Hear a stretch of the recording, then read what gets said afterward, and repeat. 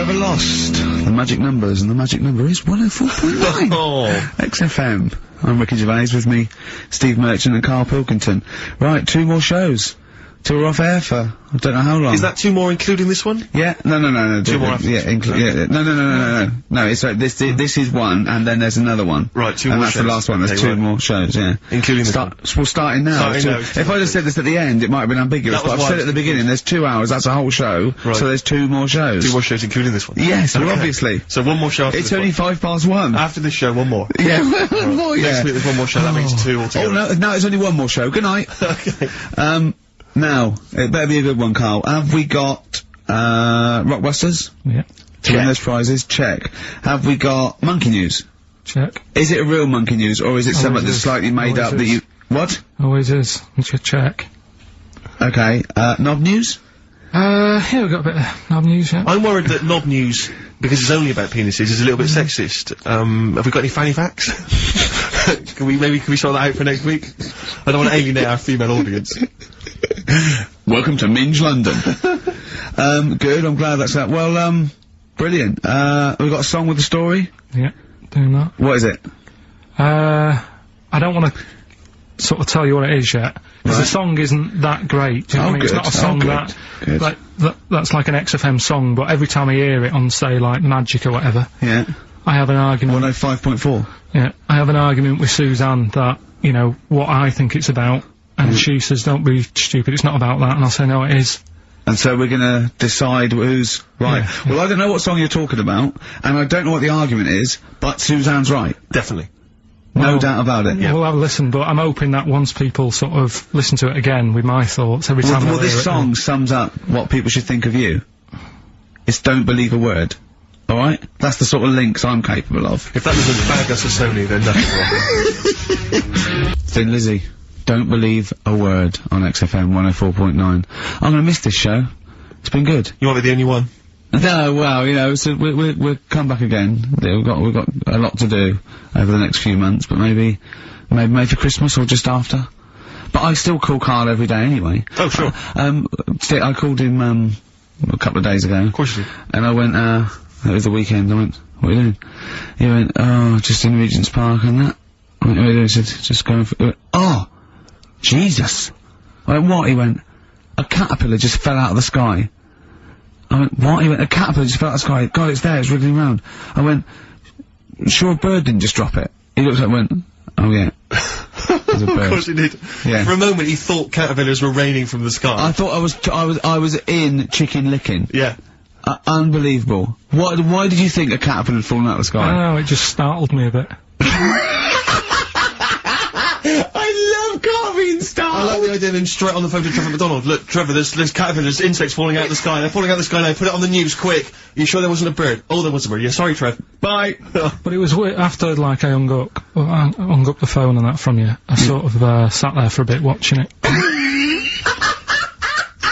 I imagine him cross-legged, just in front of it. But do you know On the what? grass. Because of his shape, the shape of his head, and his sort of IQ, I bet the caterpillar was thinking, Mama. Yeah. Do you know what I mean? Yeah. It's unbelievable. Go on. And, it was sort of running about all over the place, right, Steve?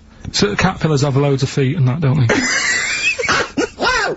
Well, they have 6 legs. They're actually larvae of an insect, so they have 6 legs. But they have little sucker things to hold on to the cabbages and that. No, they've got more than that. They've It's got, I'll loads. tell you, they've got 6 true legs. Trust me. Trust me, I'm a scientist. And you were thinking what, Karl? Well, But they've got little pods, they've got little, pseudo pod legs and little suckers, yeah. But it was running about, like, everywhere, right, mental, but sort of running off to the left, and then it sort of went back to where it was, then back, you know, went right and what have you, and I'm just thinking, whoever gave them the legs, right, what's the point if they don't know where they're going and that? Do you know what I mean? If you can get Imagine about... that sentence. Did you hear that sentence? Can we play that sentence back? No, I don't think we can. Imagine who gave him that legs. Whoever gave him them legs, what's the point if they don't know where they're going and that? And that. Always and that. And that, but maybe you just, to be fair to the caterpillar, with all its legs, okay, and you know where it's going, it had just been plucked from its house by a bird, shot up into the sky, and then dropped from 80 feet. hitting the ground. Onto the head of a weird, bald-shaved monkey. It was probably concussed. Yeah, it's one of them things again, though. But it still knew more about the world than you. How does that make you feel? I just think it's a waste of time having all them feet. It's the same thing as the, now it's got feet now! It has a nightmare buying shoes, doesn't it, Karl? all the, what was it you were saying about leeches and that? Because we were talking about insects. Well, they're not just all insects. They're not insects. What are they? Well, I think they're probably, class are probably platyhelminths. Probably sort of like a flatworm type thing. That's what you were thinking, wasn't it, Karl? Yeah, I'm not sure about that. I don't know what the phylum is, but they'd be, What was the leech, what was an interesting leech fact? There's an experiment, where you get a maze for a leech, and there's a bit of blood thing, and it eventually finds its way to the blood. Okay, and then it knows. Okay. And if you put it back to where it starts, it knows where it goes straight towards it, because it's learnt it. If you liquidise that leech, right, and feed it to some leeches who have never done the maze, because of a thing called chemical memory, they find their way straight to the blood. That is extraordinary. It's extraordinary. Yeah. I mean, it's incredible. We should try that at Hampton Court one weekend. but maybe with some tourists. We'll just blend up some tourists. Or the people on them, I'll tell you who would do it, those people who go on Celebrity Love Island. Any of them. They will do anything to get they will be liquidised. People have enemas, they will do they wank off pigs, they will do anything to get on telly. What about that? Be liquidised and fed to another, get one D-celebrity slapper, liquidise her and feed her to another slut. So we blend and see if she can find her way, and see if she can find her way to Channel 5. Yeah. What a brilliant show, hosted by Jimmy Carr. Of course. That'd be amazing. The Kinks, Better Things on XFM 104.9, Steve Merchant, Ricky Gervais, Karl Pilkington. But do you know this, we were talking about the leech thing. Sure. Right. You're saying put them in a blender. I'm not saying that. Well, someone did. Yeah. Why were they doing that in the first place? Do you know what I mean? How did they find out that if you put leeches in a blender? I don't know. They probably kept notes. I don't know. No. But what made them? Were they just having a laugh? What made them go? Was it a party? It was a couple of 40-year-olds. They were at a party. It was a couple of research scientists. They'd been given £1 million, and the boss was coming round to say, "What are you doing?" And they were just making a smoothie, and they went, "Quick, Mr. Yamamoto's come round, throw in some leeches." What are you doing? Just leeching. Just feeding these leeches to some other leeches. Alright, well that looks like science, I'm off. Well, that's what here's another £1 million for next year. Bye! Yeah. That's how they work though, isn't it? A lot of these scientists. That's exactly how they work. I'm just saying they're getting away with murder. Go on. Well, just the way they do sort of spend and you can't say anything in front of him, because everything's got a point with him. You can't have a conversation with Karl, because he always puts in a curveball. You tell him something, and the question comes back that you never could have expected. When I told him that story about the monkey who'd run away because he had an argument with his father, he said, "What was it about?" No one in the world thinks that. No one in the world would ask that question. The leech thing. Do you know how you said, show the leech the way to its better food, whatever it's eating or whatever, in the maze, right? Yeah. It makes its way, right? It eats the cheese or whatever. Right? Blood, right? And then you give it, everything's a cartoon with Karl as well, isn't it? Everything is a cartoon. It's a leech with a little hat and a little baby bell at one end. But what happens if you got another one and move the bit of blood, right? So, feed those two leeches to one, then what? So is it going to get confused, or... Do you know what I mean? Which way will it go if it's eaten two leeches that have done two different ways? Yeah. Is it sort of stressed out? I don't know. It probably knows both routes. It probably goes, well, there's one over here. Oh, there's one over here as well. I'm happy. I've had two for the price of one. Right, and I'm full of leeches. Then what's the best that can happen for? What are you talking about? What do you want out of me? Because I'm just saying, if by doing that, they can go, right, we can do this. We're humans. What do you mean? What do you mean in the name of Christ? What do you mean? All I'm saying is, what's the point in doing it? What do you mean? If you could do it with humans, I'd say... But right, Karl, think about what you're saying, man. Yeah, I'm saying... If you could do it with humans, do what with humans? Say if Einstein, right, didn't do all that maths that he did, right? Say if he got to E = and then he died. Squash his brain, give it to someone else, say, right, eat that. And they go, right, it's E equals MC squared, isn't it? What I'm saying is... But they wouldn't. They'd go E equals, oh. Wouldn't they? If it was chemical memory, they'd go, oh, E equals, oh, yeah, same as Einstein said. Yeah, I just ate his brain. What am I saying? What have you made? Carl, think what you're saying. It's unbelievable. The thing is, right, you are what a scientist does. You just keep saying why, and what, and why, and what. But nothing's ever enough for you. Which is good. It's nice to have an insatiable... I get annoyed with all the amount of time and effort that's put into stuff that's useless. What's the next stage to squashing that leech? if it's not going anywhere, forget it, work on something else. It's the same way in some science magazine I was reading about, is there anything smaller than a quantum electron or something? Yeah. It's like, if it's not getting in the way, don't worry about it. Why are they worrying about things we can't see? If you blended up Karl's brain and fed it to someone, would it make any difference? No, they wouldn't even notice, would they? You put it to a leech, and the leech would go, oh, I don't know what I was doing, I don't know what... Where was I going? I'm even more confused. I don't know. Talking of leeches, did you see the dregs that they put into Big Brother last night? I've not been watching it. It's bad enough anyway. It's a house full of people you wouldn't cross the road to save, right? Yeah. But there's three, they've put in 3 more to spice it up a little bit. They've put in a low esteem model. Sure. Right? They've put in Mr. Bean, who is the whitest man I've ever seen. Mm-hmm. I mean, it's like a new race. Yeah. He's nearly see-through. And this thing that looks like Matt Lucas in a bikini. Wow. Unbelievable. The fat things on her back, I thought she was coming towards me. Really? It was unbelievable. And the first thing she said, she went in, she looked in the mirror, adjusted herself and went, oh, me minge! That's the level, Do these people have relatives? Is there anyone in the world who knows them, claims to be a friend of theirs? Families. Do they have family there, or the family just moved away? No, their family are probably quite proud of them, because they're on the telly. It's probably like, saw your daughter last night saying, all me minge on the telly. Yes, she was on the telly, wasn't she? Yes, she was on the telly. What about the bit about all me minge? She got one out immediately, went, got it out, lobbed it out. It's unbelievable. It looks like an experiment. I can't watch it anymore. It's just too much now. Because I can't relate to those people in in the first series. I always remember it seemed like a genuine social experiment. Yeah, exactly. There was intrigue, there was drama. Yeah. It was genuinely great hypnotic television. Now it's like putting ants in a jar and shaking it. I don't know what's but even now I couldn't watch that once a night every week. No, I know. It's just it is unbelievable that what people are willing to do now on the title, because they've just put in people. It's unbelievable. It really is. You don't care about anyone. But I suppose what's good is that I think you watch it now because you want one of them to fall over and hurt themselves. Yeah, or just choke on a chicken bone. And no one else in the house knows the Heimlich maneuver.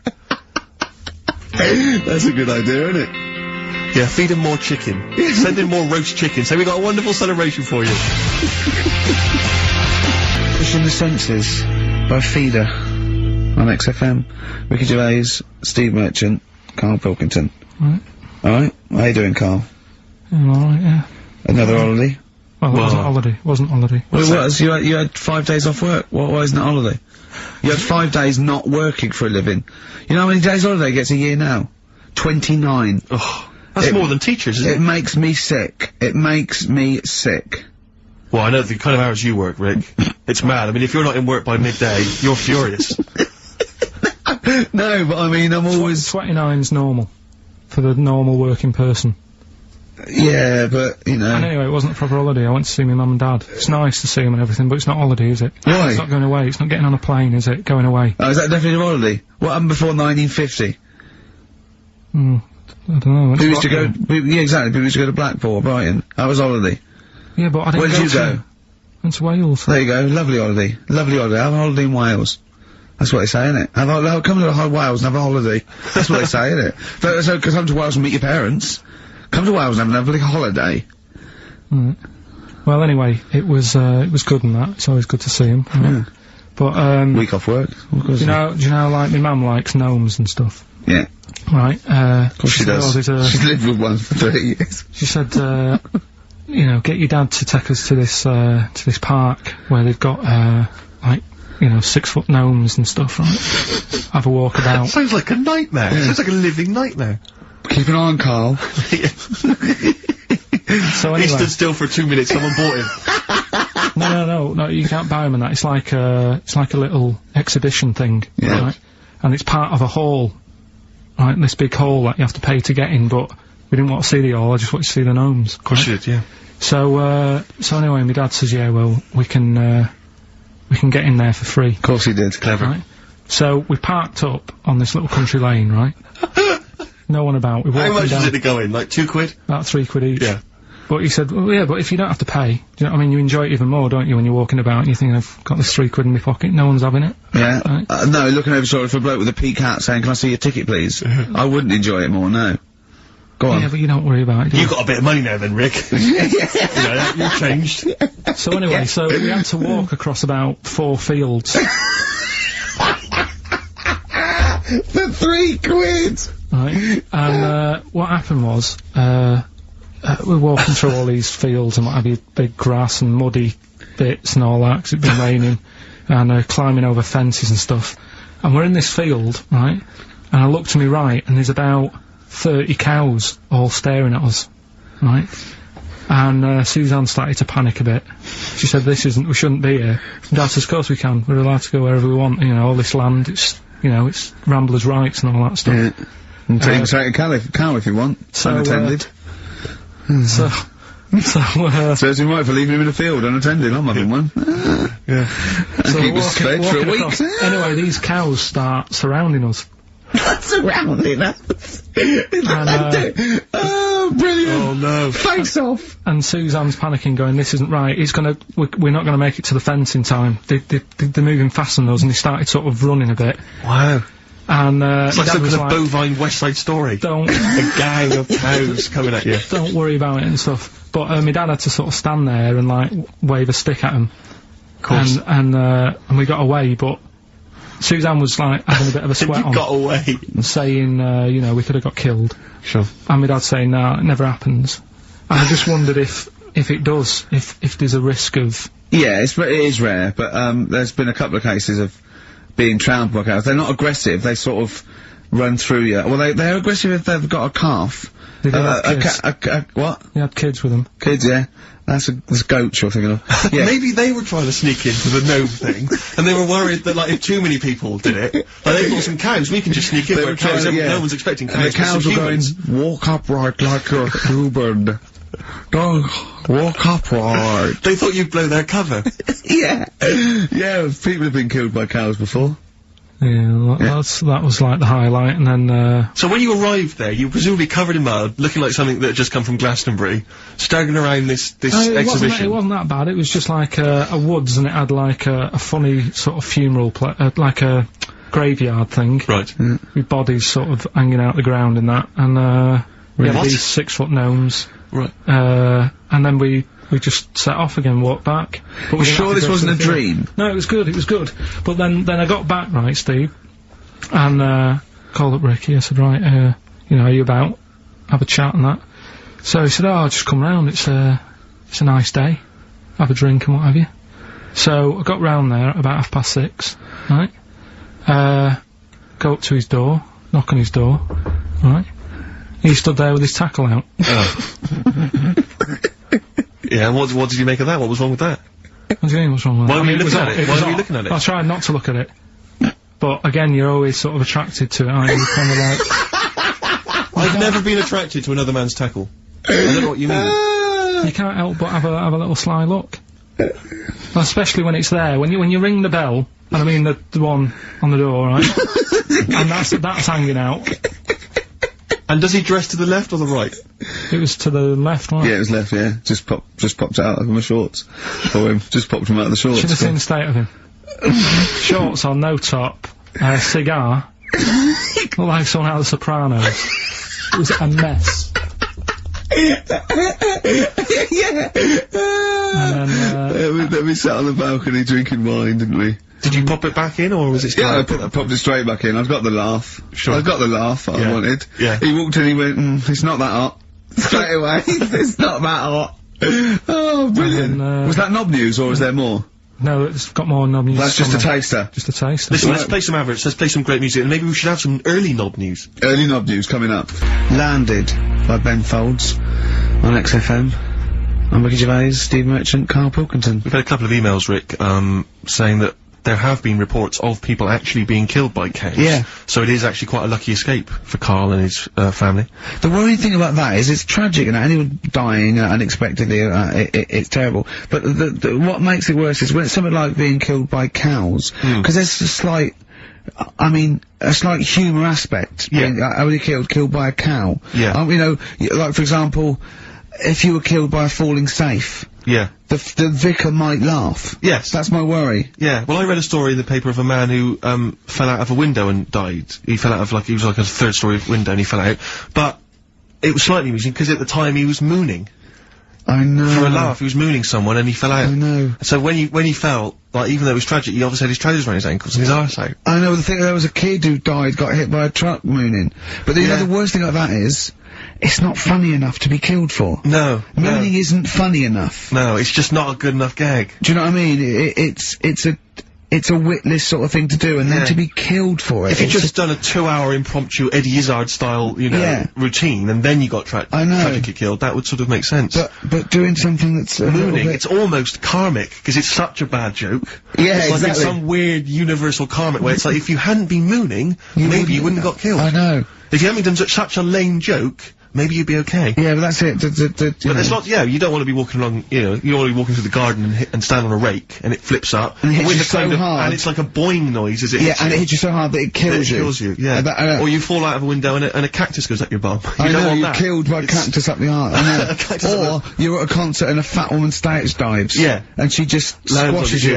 How did he die? He was squashed by a big hefty... Mama Cass just jumped on him. Just big fat woman squashed him to death. Yeah. Tell you what. Yeah. Tell you what though. Right, talking of fat women. Go on. I'm not having a go, but did you see Michelle McManus on, Oh, man alive. Yeah. You are what you eat. What is she eating?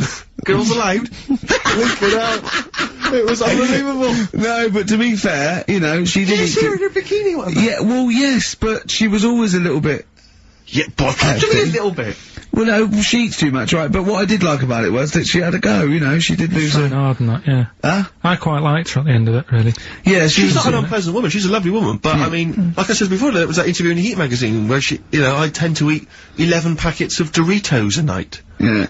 11 I mean... Yeah. Come on, Michelle.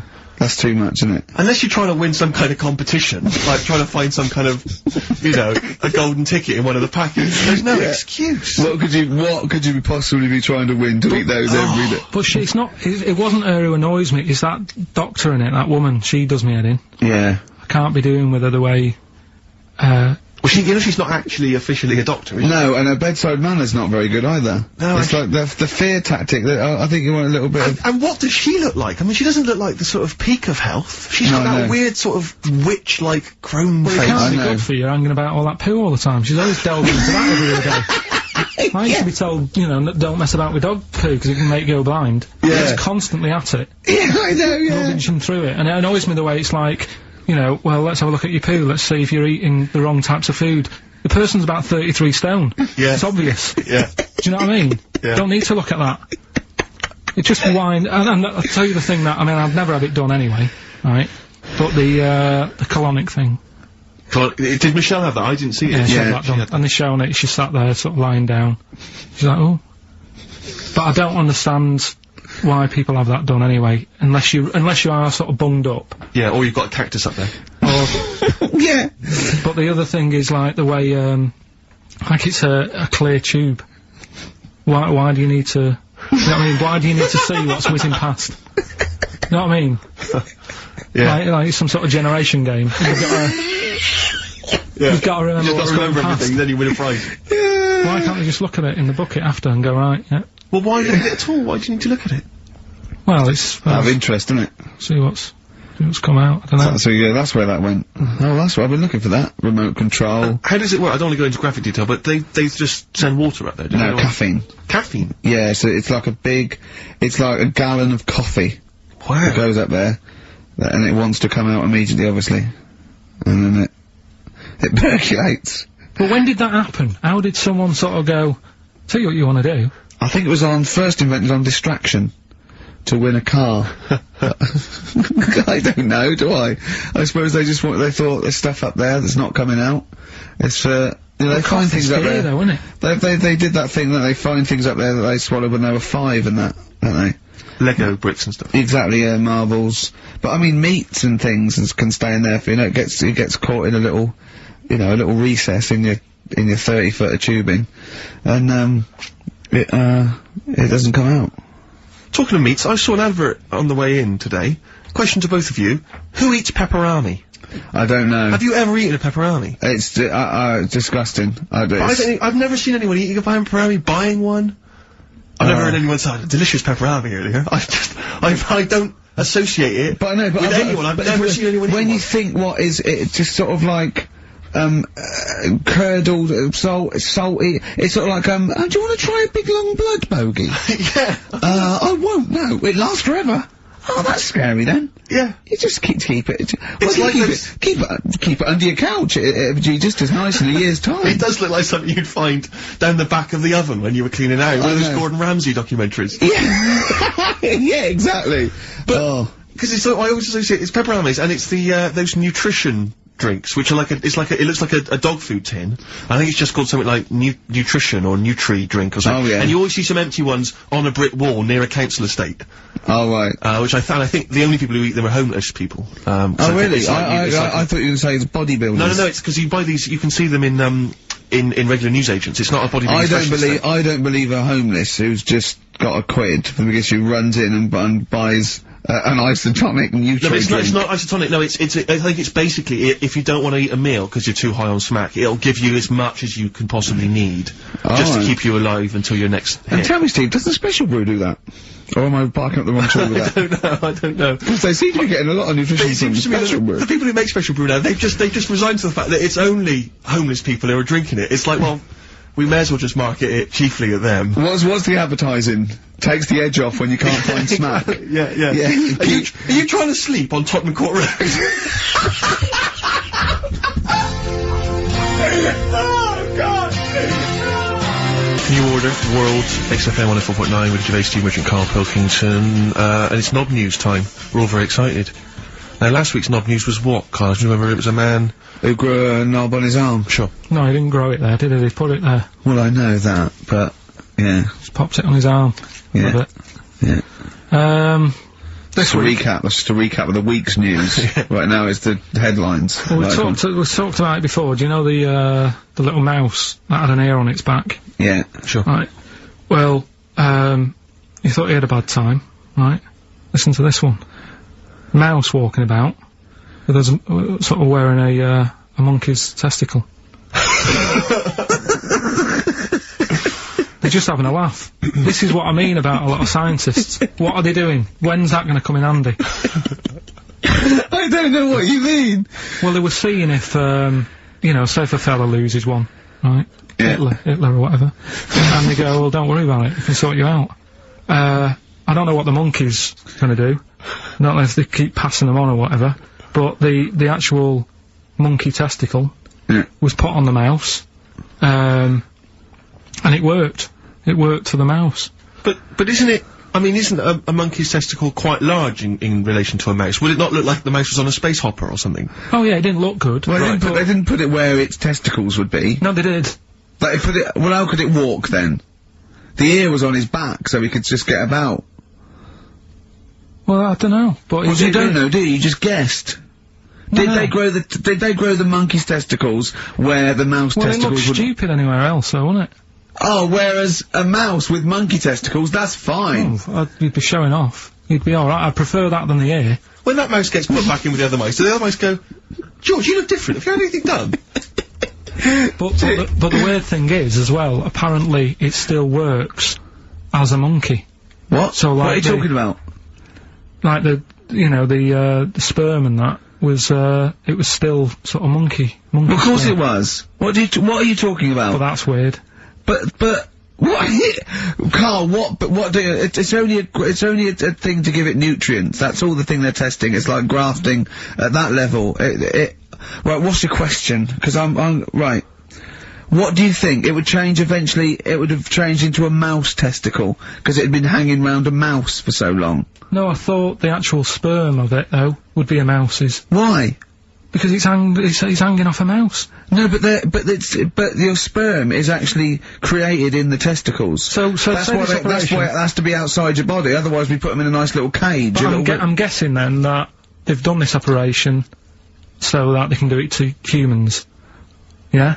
Why would I want a monkey testicle if my kids are gonna be monkeys? What use is it? No, think. That's no. That's gonna happen anyway, Karl. Yeah, but think. Think of what you're saying. They've grown a monkey testicle on a mouse to see if it would still function as a monkey's testicle, okay? So they can do that to humans. So think, Karl. What they'd do is, they'd grow a human testicle on a mouse, and it could still be used as a human testicle. So what? To give you a testicle that you've lost. From a mouse? No, from another person who it was kept alive on a mouse. Because it's kept the nutrients alive, as opposed to keeping it in a deep freeze. Maybe bollocks go off after a week. I don't know. Maybe they get accidents. He had a little a card.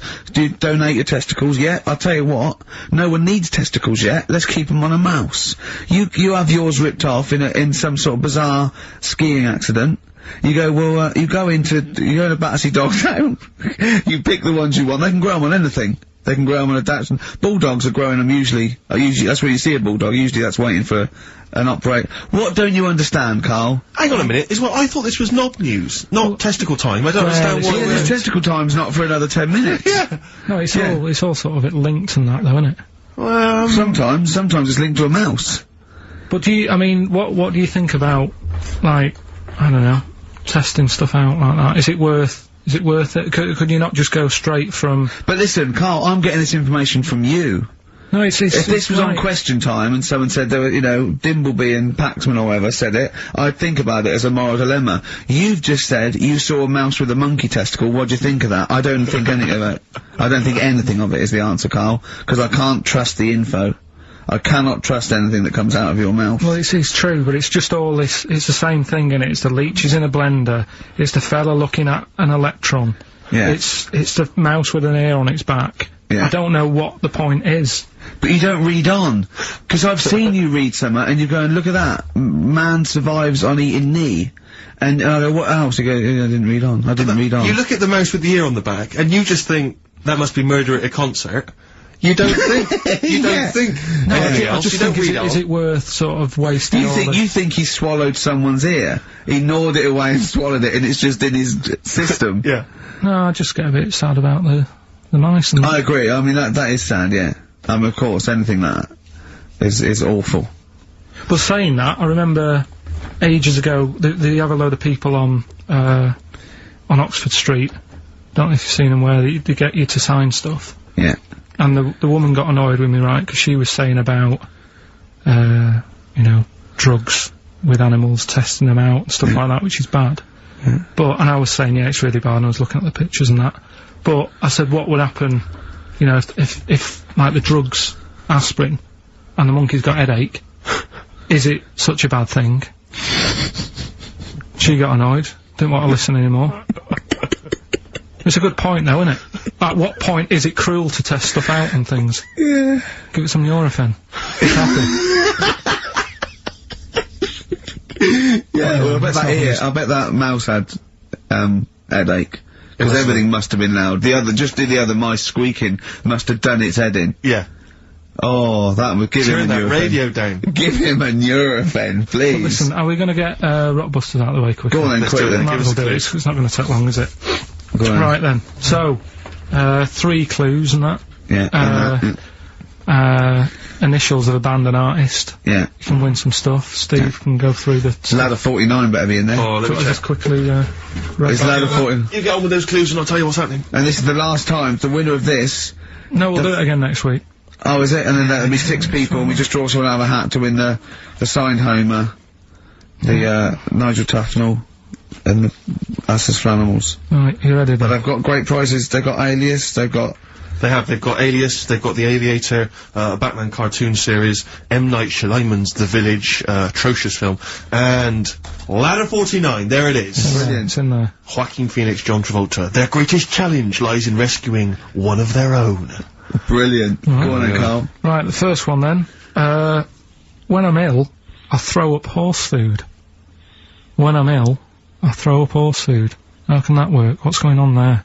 The initials there. I-H. Right? It's a band or an artist or a singer. Something like that. I-H. They're the initials. The clue. I've got it. When I'm ill, I throw up horse food. Right? I've got it. Right then. Well, don't say anything. Works, doesn't it? No. Second one. That garden tool. It's not yours. What are you doing with it? Right? Yeah. That garden tool you're messing about with there, it's not yours. Yeah. Give it back. What's that? N-D. N-D. Right? Artist or a band. What's going on there, right? Third one. That male sheep sounds fed up. Why is he fed up? Right? T-R. T-R's the initials.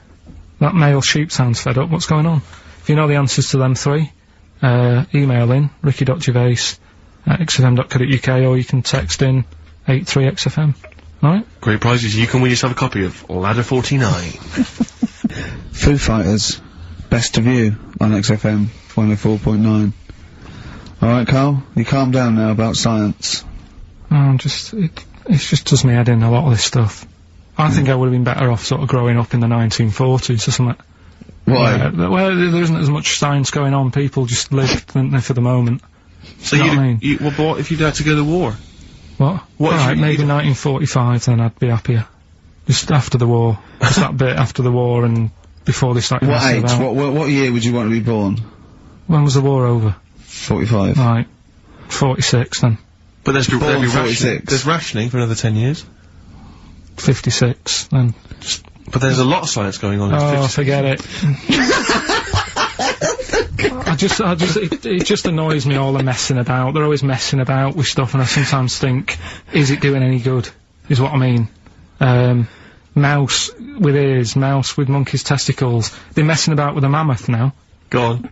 Well, they're just saying, well, they're managing to knock one together. And you just think, some scientist somewhere again, just messing about. Andy. No, but it's just, do we need, I mean, we've done it before about the do we need them thing. The amount of creatures and insects and that are knocking about. You've got that caterpillar that I mentioned walking about, it doesn't know where it's going. Get rid of them. The mammoth. The world's busy enough, it's crowded, it's overcrowded now. How much room are they going to take up? Do you know what I mean? Why are they doing it, Carl? Do you know? All you know is that they're trying to muck around with because they can, because that's all it is, isn't it? Because they can. They're messing about, someone's being paid to do stuff. What else are we here for? If not to try stuff out? What else are we here for? What do you mean? Well, what are we here for? Just to enjoy life, isn't it? Well, some scientists enjoy knocking a mammoth together. No, but don't worry about the mammoth. It died out, maybe it died out for a reason. Why didn't Noah save it if it was important? Because Noah, what did you mean? Noah's not true, is it? Well, I don't know, there might have been some truth in it. What truth in it? That he put 2 of every animal that existed into an ark. How big was this then? Why didn't they eat each other? Yeah, I know, I'm not saying... Imagine the noise, Carl. Yeah. No, trying to get a bit of kit there. There's points to that where I go, that didn't happen, because where could he have been where there was a hamster and an elephant and a crocodile? Where was he? Do you know what I mean? But none of it's true. What bit do you believe?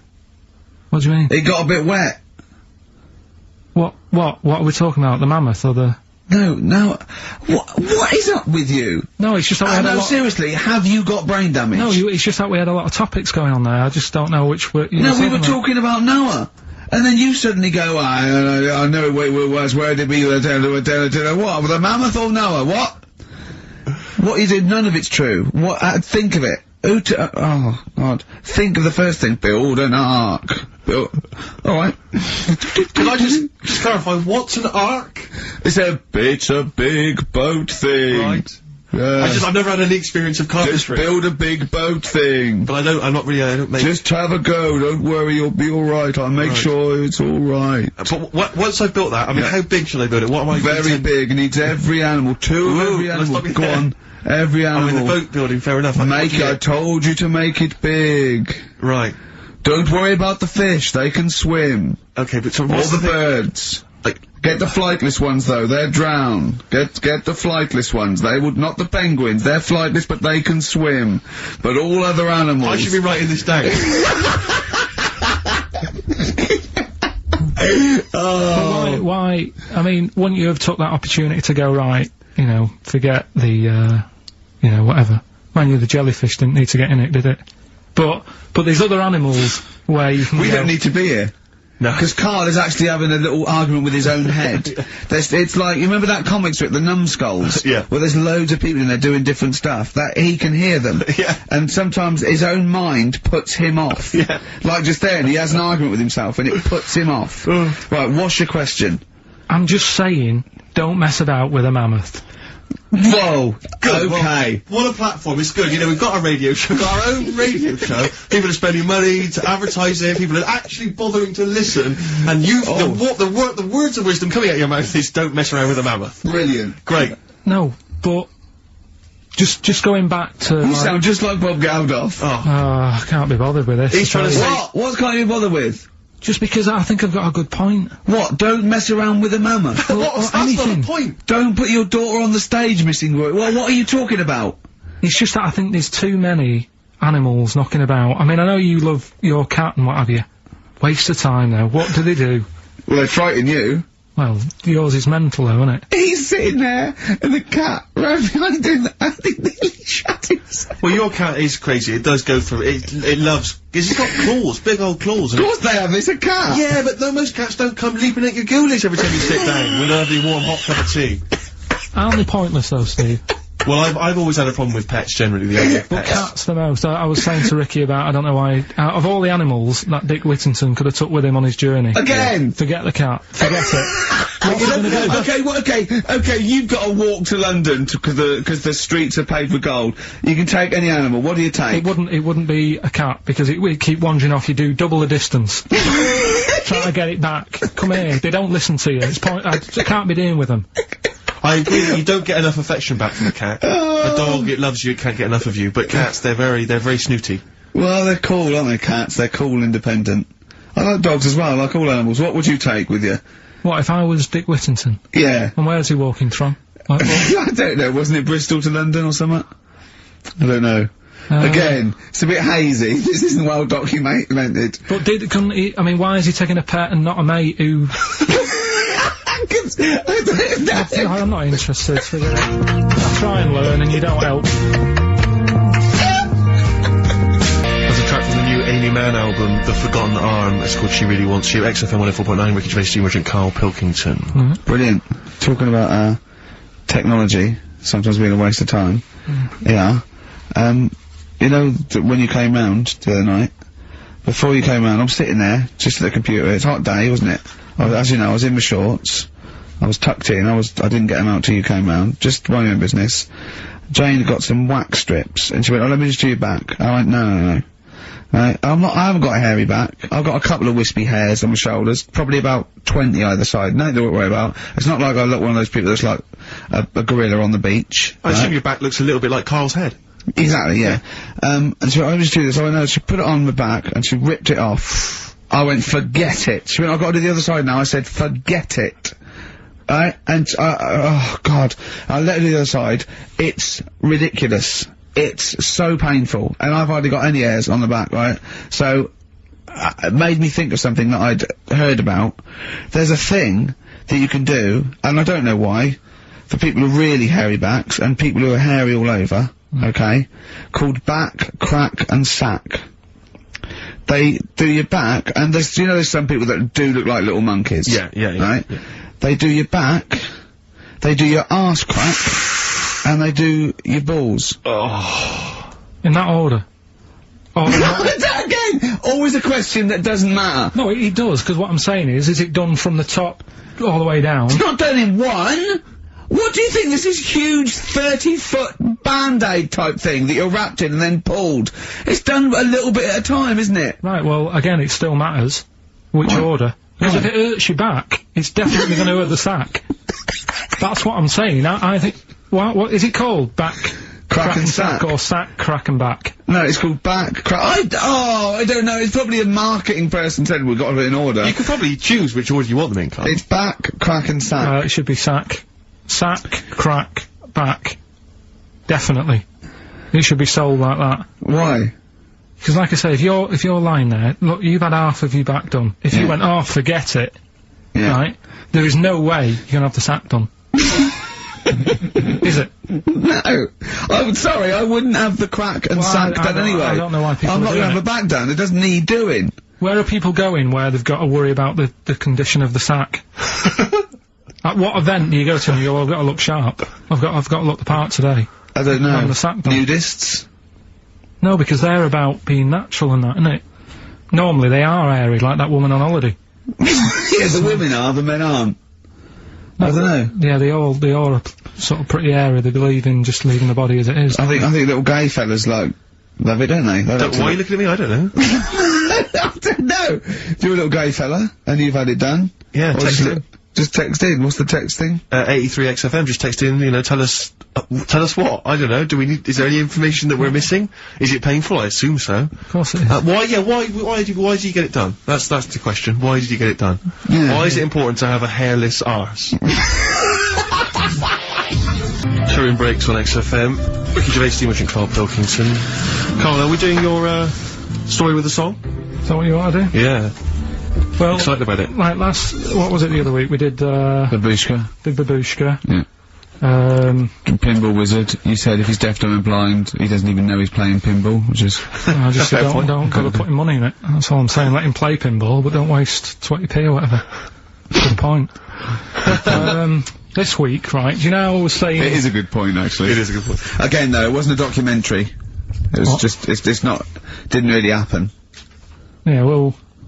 Do you know I was saying sometimes I listen to song... I like a song to be obvious what it's saying. Pinball Wizard was a good story. You need a song to be obvious. In the ghetto, you know, it's a kid growing up and all that rough area, gets killed for nicking cars and messing with guns and that. Living in the city, growing up in New York, rough area, how you cope with it and that, right? But they've got to be as simple as that. Otherwise, I'm not that I've got a brand new combine harvester. It's about like the machine. It's brand new. Yeah. It's brand new. But even though it's new, he's willing to lend it out to other people.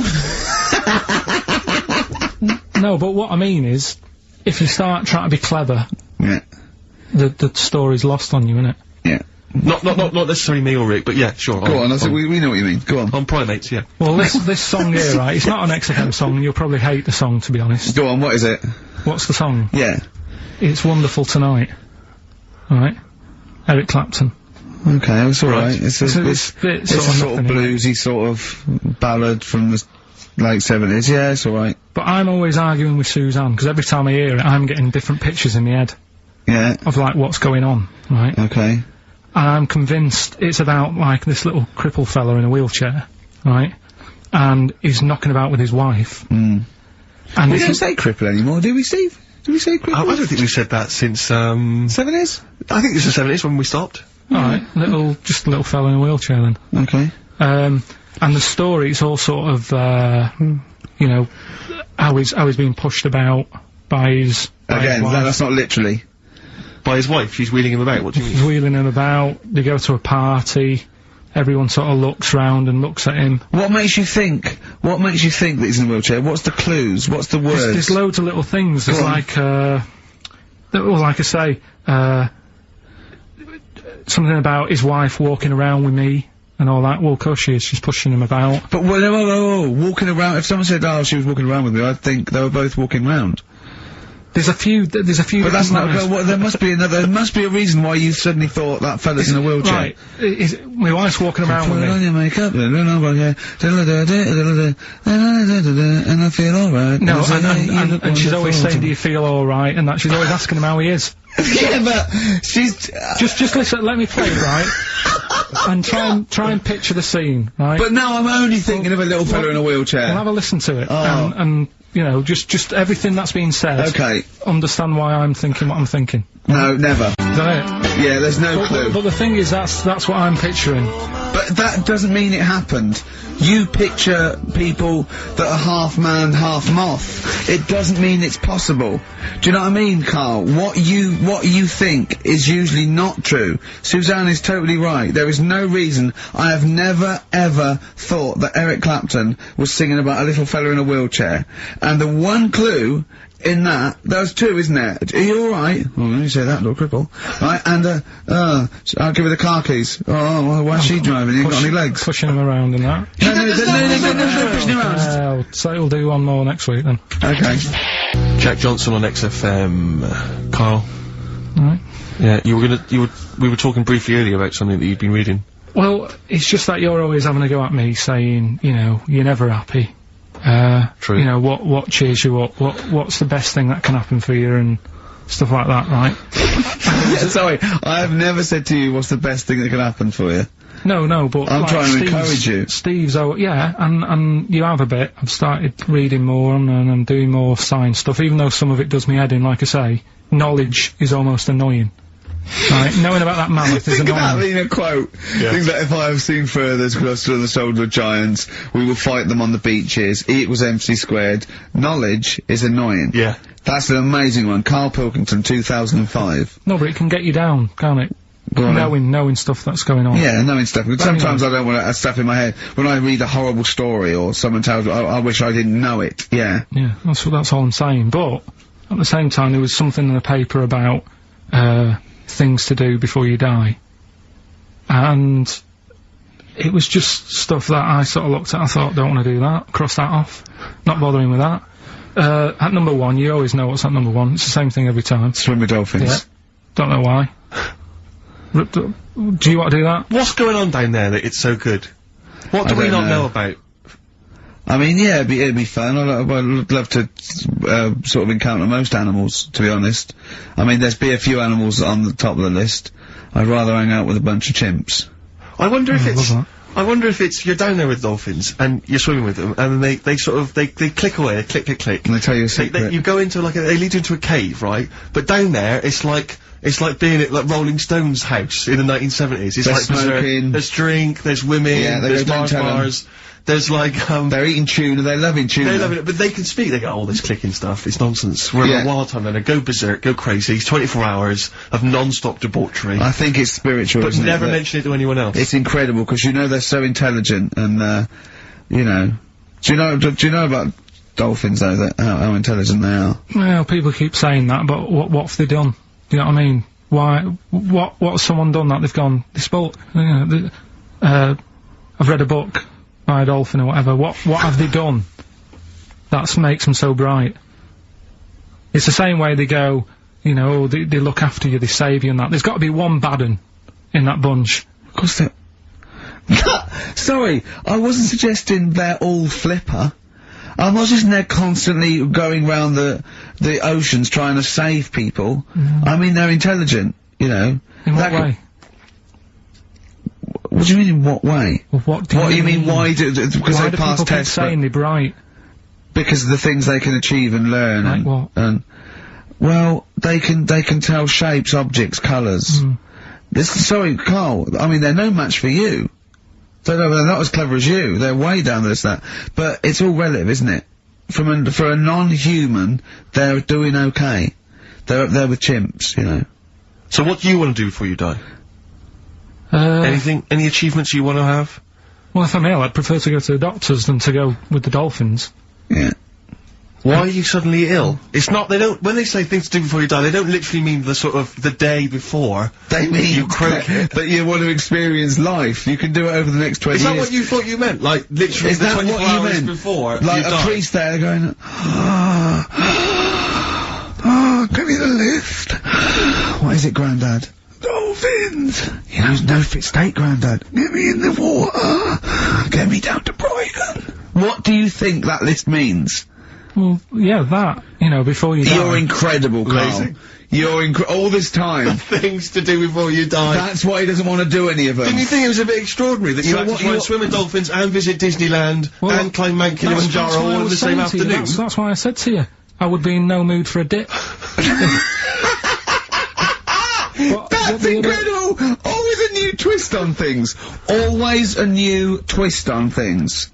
But you say about travelling and that, you like travelling and stuff, but why? Because I've seen and experienced extraordinary things. You know, I went to Kenya once. I met a man who was a vigilante. He was cleaning up his neighbourhood because the police were too corrupt to do it. Carried a sword, and you know, he was extraordinary. He'd been attacked, but he didn't care. He fought them off. He was trying in this little slum area to try and instill some law and order. He had to arrest his brother-in-law once. It was a fascinating story, and he was an extraordinary man. I went to Manchester and I saw two lads with big heads and webbed feet looking at a house. There was a horse in the living room. I mean, that's living. Leave it then. Listen, I didn't realise it's like 7 minutes to, right? Well, come on then. Well, let's do Rockbusters, Yeah, do Rockbusters. And you got Monkey News. Well, we'll see if we've got time. No, we got to do Monkey News. Listen though, Justin, if he's out in the office. Oh, look, just quick, do the Rockbusters answers then. Have you got a winner? No, I don't even know the answers, we'll pick one. Alright then, the first one. Right. I just got the plastic cup. Right, the first one was, when I'm ill, I throw up horse food. Right? Yeah. That's the clue. The initials were I-H. I got this one. And I must say, too. That was I-sick haze, because when you're ill, you're sick. What do horses eat? They eat hay. I-sick haze. I-sick haze is the answer. You got that. Second one, that garden tool you've got, it's not yours. What you doing with it? Right? ND. That was different. That was what's a garden tool? A rake. Right? If it's not yours, what have you done? You've nicked it. You've nicked Drake. You've nicked that rake. Nick Drake. Nick Rake. Right? So that's ND. You got that. I don't know where that's fine. No, that's fine. That's fine. The third one, that male sheep sounds well fed up. Go on. What's up with it? That was TR. Yeah. That was that ram. It's a ram. That's a male sheep. It's fed up. It's moaning. Ram moans. Ramones. The Ramones. So they got that as well. Well, let's give it to Jenny McKean from Isle of Wight, because she's got all three of those answers, and, Right, straight on to Monkey News. It better no, let's play a record then. We've got to do Monkey News. It's only 5 minutes to go. We've got time for a record and then some Monkey News, surely. Oh. Bit of XTC. Making plans for Nigel XTC. Okay, let's play the jingle. Oh, chimpanzee that Monkey News. Right, this happened in, Pittsburgh. Right, there was a rock band, and they've got this studio in Pittsburgh and what have you, and they're laying down tracks and stuff like that. And in the studio that they use, right, there's this monkey works there. Right, I love the way he throws that in. Like he throws that in, this monkey works there. No, it's just got a little gig there. He sort of, it carries the equipment in, guitars. It doesn't. He does. No, it doesn't. He just sort of cleans up after the band. No, he doesn't. Emptying the ashtrays. Doesn't happen. Sort of stuff. Doesn't happen. That's the gig it's got. Anyway, right. Gets women out of the crowd that they want to, go with one arm. drag them back. So anyway, right, so the band's in the studio, right, and one of the band members brings some A&R fella to the studio to have a listen to the latest track, right? Yeah. So they hit play, and they're all there going, yeah, brilliant, this is good. Oh no. Anyway, so the fella says, yeah, I like the track, I especially like the bass on it. Right? Right, this is bullshit. So this is rubbish. So and they hadn't laid down a bass track? So this is, have you heard it? So Carl, please don't do this to me. So the A&R fella goes, and it's like, the band members are stood about, and they're going, that's good that he liked it. And I'm saying, yeah, but what's he on about with the bass? So no, this is rubbish. This is absolute rubbish. Where'd you get this from? Please, because we never get to the end. This is absolute nonsense. So they played it back. Yeah, right? And it's the chimp playing bass. Definitely not. So they were like, that's weird, we haven't got a bassist. Anyway, so they go, well, whatever, right? So we haven't got a bassist! So they go, whatever, let's go home. Forget it. Landed, Mr. Ben Folds. We've landed on XFM 104.9. Ricky Gervais, Steve Merchant, and little Karl Pilkington, and his magical little manky round baldy head. He was described as wacky mank in one of the papers this week. Really? Brilliant. Well, remember we were talking about it last week about he came round to my house and I popped out my Mr. Johnson, sure to take a little look at. And his two That made the daughters. papers. That made the papers. Wow. What paper? It wasn't front page of the Times. It must have been like the Daily Star or something. Just squeeze Live 8 on the second page. Yeah, so, Wacky Mank. Wacky Mank. That's Wacky great. Mank. Wacky Mank. We had an email from someone that reckons they remember you from, body popping, round Salford Way. Yeah, Eccles Precinct, apparently. You know that, don't you? I wasn't doing it round there, though. What do you mean? I was round Stretford. Stretford Arndale. And what were you doing? What sort of body popping was it? Just a bit of everything. Caterpillar. Bit of moonwalking. Do you have a little piece of line there you used to carry around? Well, mates had that. Right, you didn't Borrowed bother with theirs. Borrowed theirs. Were you really good? But you weren't breakdancing, well, you weren't spinning on your head and stuff, you were more body popping. that. Well, I hope he wasn't spinning on his head, because you know that can sort of give you little brain damage and things. Well, it can give you brain damage. Also, it can wear your, head down, and also makes your head perfectly round. Yeah. Because the gravity is pulling on But all if you keep on doing it, obviously it's going to wear your hair out, yeah. So you become, sort of like a, stupid, bald, and roundy headed. Yeah. So, Gotta be very I very much doubt that you did do any of that. Did you, Karl? Didn't do any of that. Well. So you're shooting off in a minute, aren't you? Well, yes, because we were trying to make poverty history, Karl. Yeah. People are making poverty history all over the place. They're putting on a wristband, and it seems to be working. Because I haven't been poor for ages. I haven't been poor. And Alex had a stop bullying. Alex was wearing a stop bullying wristband, and as he himself said, he seems to have sorted that out. You haven't been bullied I for haven't been ages. bullied for years. So wristbands work. I saw one in a shop window the other day which said stop child abuse, and I bought one obviously because a lot of people say, you know, does it make a difference, but it was only a quid and I'd only spent it on kiddie porn. So, you know, I think I've made a little difference there in a small way. On a serious note, though, I like the idea that stop child abuse. You're a paedophile and you're walking along the street in your Mac, right? You got a puppy in one hand, a bag of sweets in the other, and you see this wristband and you go, oh, stop it. Oh, okay then. Yeah, I All right. thought before, that's All what right I then. think. Okay, fair enough. Yeah, well, I won't be doing that Yeah, again. he was hanging around in Topshop for unsavoury reasons. You saw them in there for only a quid. Karl, we haven't got long, have we? We've got an hour and a half because we've got to shoot off. I've got to shoot off down to Live 8 and, introduce Rem. So, we've got a lot to pack in. We've got the Rockbusters, and then we give away. I just saw those, I'll finish the sentence in a minute. I look forward to it. I'm getting excited. I'm getting excited. So we've got so much to pack in. I haven't got time to finish all my. So listen, right? Do you know the things we're giving away? The signed little Homer, the Nigel Tufnell thing, and the Flanimals, right? Looks brilliant. They've done a brilliant job, the people here at XFM. So take back all you were saying about them, Karl. And also, we should say as well, you've still got a chance to win that, because if you get today's Rockbusters, you go straight into the hat for the big draw, so you've still got a chance to win all those top prizes. Play a record. Bit of monkeys. Yeah. Monkeys. Pleasant Valley Sunday. Alright, do you like that, Karl? It's alright, yeah. What's it about? Well, if you heard, it was a sort of description of, you know, typical suburbia, isn't it? Here in status symbol land. You know, it's a sly dig. When the monkeys get a bee in their bonnet about something. Oh.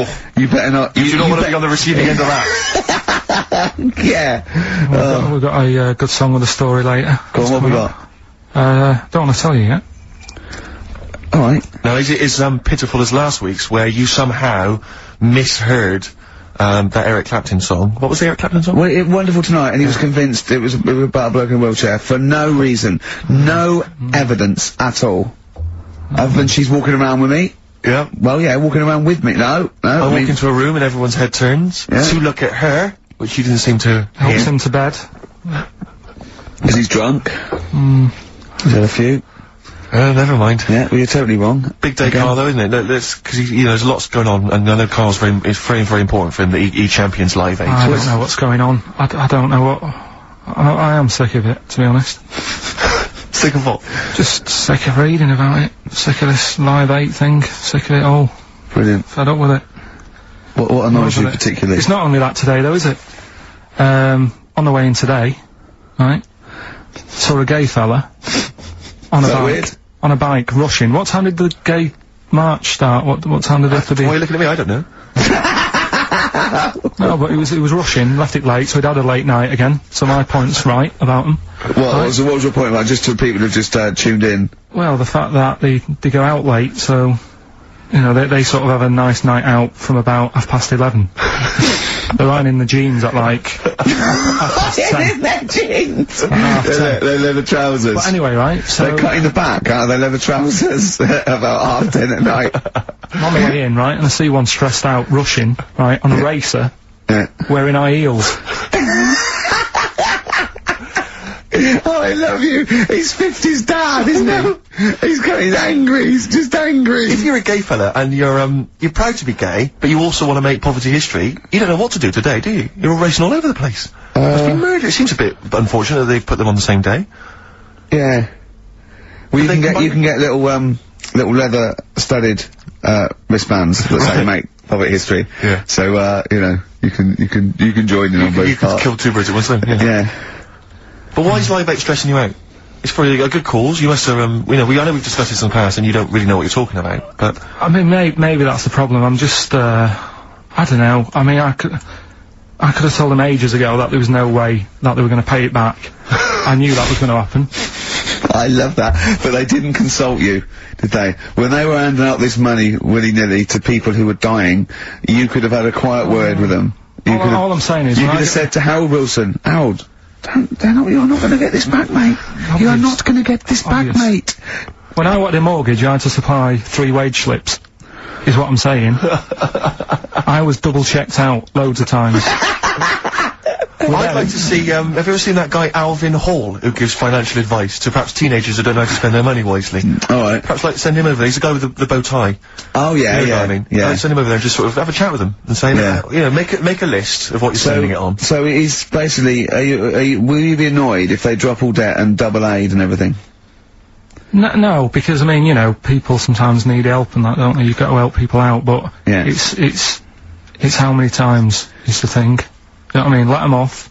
But do I, you know, I've got this, monthly payment at the moment, haven't I? Yeah. I'm paying for tools for people out there who need a drill to build a house or whatever. Yeah. Am I now in my right to say, well, you can't have it all? Do you want the drill, or do you want the debt cancelled?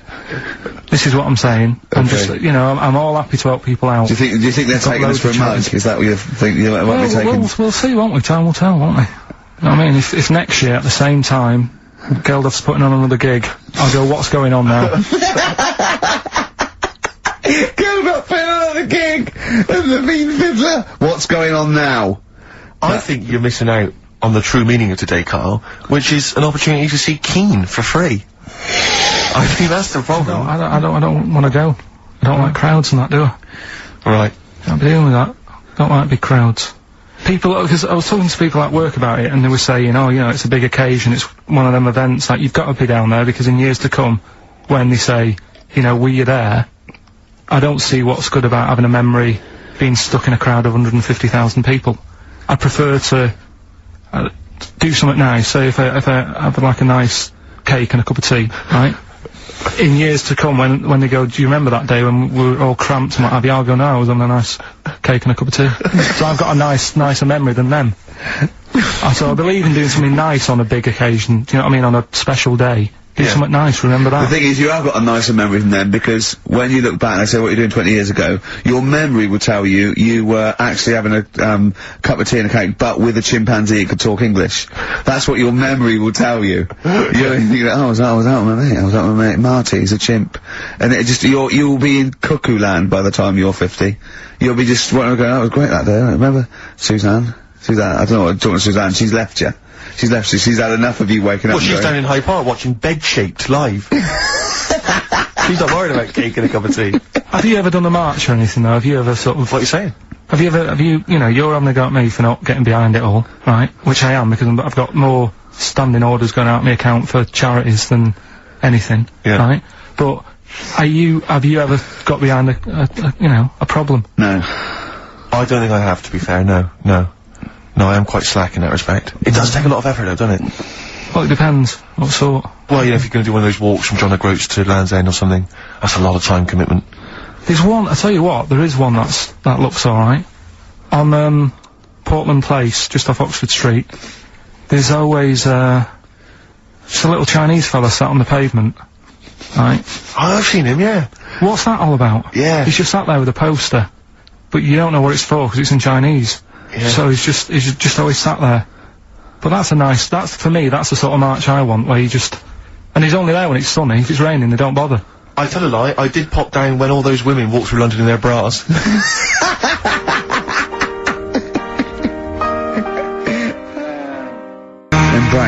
and Gravity on XFM 104.9. We've had a couple of texts. People obviously can text in 83XFM. That's the text number for the big quiz that's coming up shortly. Rockbusters, still your opportunity to win some of those cracking prizes. Enter your name in the draw if you can unravel the, I don't know what you call them, conundrums that Karl set. Sort of. We've had a couple of texts. Obviously we're leaving early today. This is a shortened show and our last show of this run. But we've got to leave early. We've got to go down and try and make poverty history. But Rob's texted and he says, only an hour and a half today. Well, poverty does have some benefits then. He's a fan. He understands the show. Who was that little fella that used to write in who hated the show? Right, I forget his name, I haven't heard from him for a while actually. I don't know what happened. No. Maybe he realised that if he hated the show so much, the obvious thing to do was to switch off. Maybe that finally That's dawned on him. annoying. What's his name? Someone will remind us of his I name. like people who hate us to carry on listening. Yeah. It just gives it an edge, doesn't it? Yeah. It's the fact that, you know, that you're annoying someone. I mean, I love annoying people. I know you do, So you're like a kind of walking Chinese water torch. Yeah, exactly. Yeah. Have we got Ladder 49 today? Rick, there's a number of cracking DVDs as ever on Rockbusters. We've got The Life Aquatic with Bill Murray. We've got Howard and Kumar Get the Munchies, hilarious stoner comedy, and Batman the Animated Series. And Ladder 49, there it is. Oh, phew, Phoenix, yes. John Travolta. If you have never seen Ladder 49, then you can give us a quick text review on 83XFM. I'd be interested to know if it's Well, actually you've worth given watching. away one a week for the last 6 weeks. Yeah. Well, we better start then. Let's do Rockbusters for the last time. You can win those amazing prizes. Alright. As always, just a little cryptic clue. Some initials of a band or an artist. Work it out, email in or text in, that's it, innit? Right, the first one.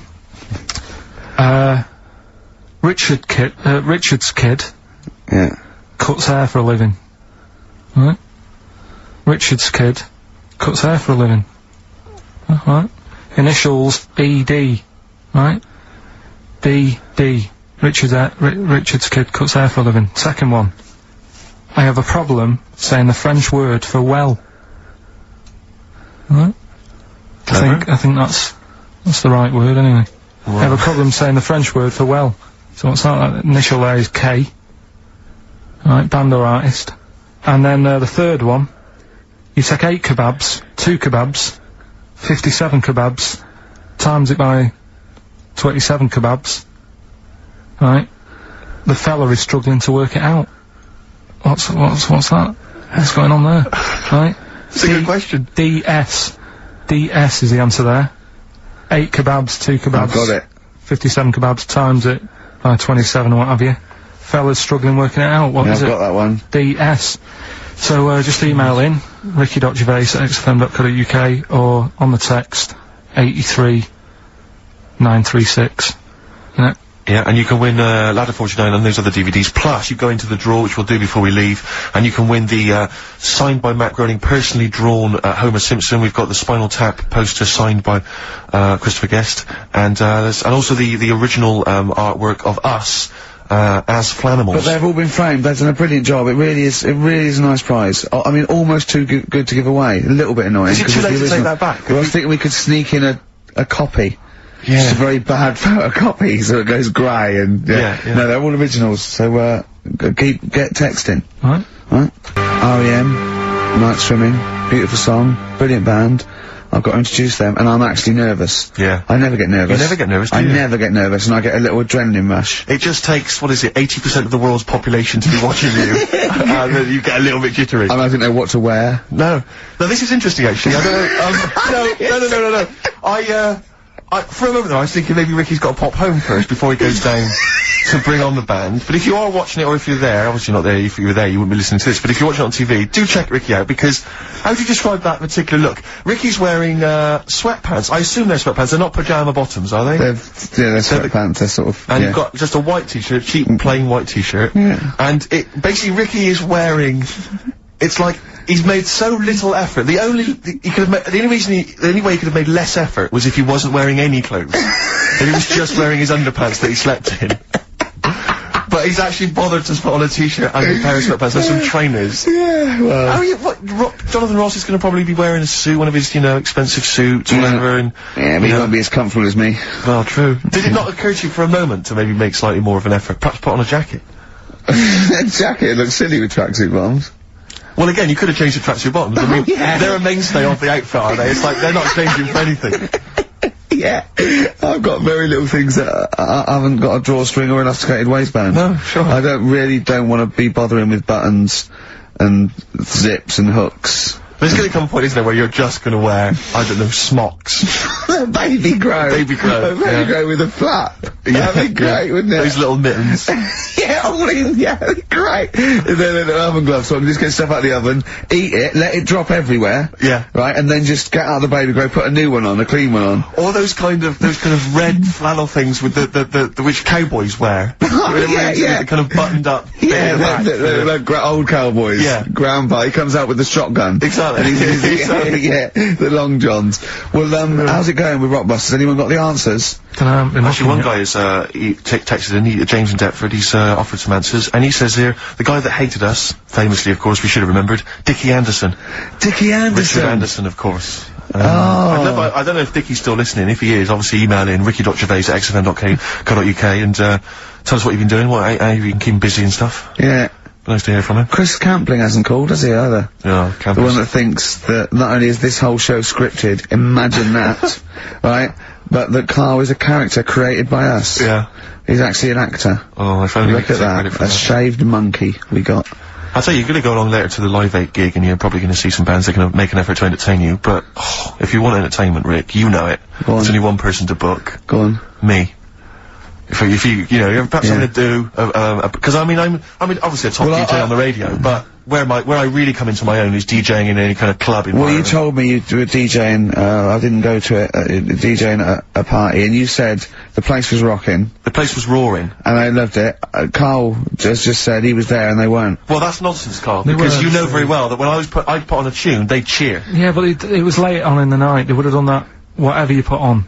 That's nonsense. No, they were happy and everything. I'm not saying they weren't having a good time. It was your party.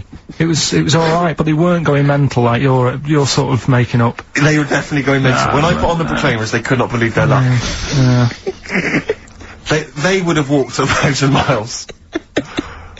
Was it good though? Were they really, what were they doing? They were dancing, were they? Dancing and that, but they weren't sort of cheering, going, more and all that at the end. What's about?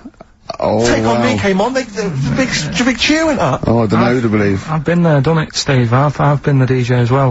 It might be jealousy. It might be like professional jealousy there. Yeah. I think it's because my fortunes are on the up, and his are on the down. We all know famously that he had, Pilkington making music, his DJ outfit. Didn't happen. I did enough. I just wanted to do enough to pay for the equipment. And I did. And that was that. But I don't like crowds, do I? But you're safe, aren't you? You're behind the little thing with the flashing lights. But there's still a lot of people and that. Forced fun. Don't like that. Forced fun? It's not forced fun. They haven't got to dance if they don't want to dance. Yeah. Don't like it. What do you mean your fortunes are on the up anyway, DJing? Well, I'll tell you, I was hired, well, I say hired, I did it as a favour to a friend, his wedding the other week, and I got there, I was thinking, yeah, because everyone had their little role to play, and then people were doing a good job. I love you taking it seriously. And I spent ages putting together some CDs, special selection CDs. I love that! Because what I did is I burned them on iTunes. Did you turn up with your own headphones round your neck? Own headphones, wearing a suit, but headphones. Metal case. Didn't need it, just had them all in one small box. Brilliant. Boom. I thought this is good stuff. I got some classics here. Give me an example. Give me an example of the first hour, the warm-up hour. Rick, I'm coming straight in with Frankie Valli. Oh, what a night! Brilliant track. I mean, when those beats start at the beginning, who's not getting on the dance floor? Wait a minute, what's this following up? Go on. It's the Jacksons. What, I Want You Back? I Want You Back. Brilliant. It sounds good at the moment, Karl. Yeah. So, I'm thinking, at least I'm gonna roar this, because, they laid on a good spread, the ceremony was nice, food was nice, I'm thinking this is gonna be the piece de resistance. Yeah. Alarm bell started ringing. Why? When I realised there was a marquee outside. Of course, it's a balmy summer evening. I'm stuck inside, on the dance floor inside, I'm thinking I'm gonna be struggling here to get him in. even with flavours like this, I thought I'd struggle, Rick. So I'm sat there in my suit. I'm sat behind this little DJ console. I've got all the big numbers. There's one or two people making some token effort, but frankly, most people are outside everywhere. I was livid. Of course, they couldn't hear it out there. So I was playing to an empty room, really, and I was furious. I was absolutely furious. Because, I mean, what is, you know, you're wasting my time. You're wasting that. I could have just stuck the CD on and gone out, wasting Frankie Valli's. Frankie Valli's time. Wasting the Jackson 5's time. They're wasting, you know, D-Light's time. Yeah, yeah. And, so I'm sat there, and there's a couple of people making a cursory effort, mainly when they come to get a drink from the bar, they might have a little quick, you know, couple of two. You shout, we don't want your Not interested. all of your no all one. of your no one at all. And, then there's a microphone set up because people have been doing speeches. This little girl gets on the mic, right? It's being funneled through the speaker system. So every time I put my headphones on, Miss Dynamite, was it? It wasn't sadly Miss Dynamite, although she decided to, have a little go at MCing. She was screeching her little head How off. old is she? Oh, I don't know, 8 or 9. At their most annoying. When children are at their most annoying, because they got a bit of confidence there. They're a bit cocky, they're not shy anymore, they're a bit arrogant. Yeah. She's screeching her head off, so I'm playing, you know. And she doesn't know it. Your face! I'm playing into the groove. No one's getting into the groove because she's going mental. She's just going, what's this? What's this? I don't know what this is. Play something I know. I think I haven't got any bloody DJ Otsu or Crazy Frog. I'm not going to play what you. So she's just screeching along, ruining it for everyone. And I say everyone, there was no one left. So me, she was ruining it for me. I bet you were really I'm angry. furious. But of course, as well, every time she screeched, it went through my headphones.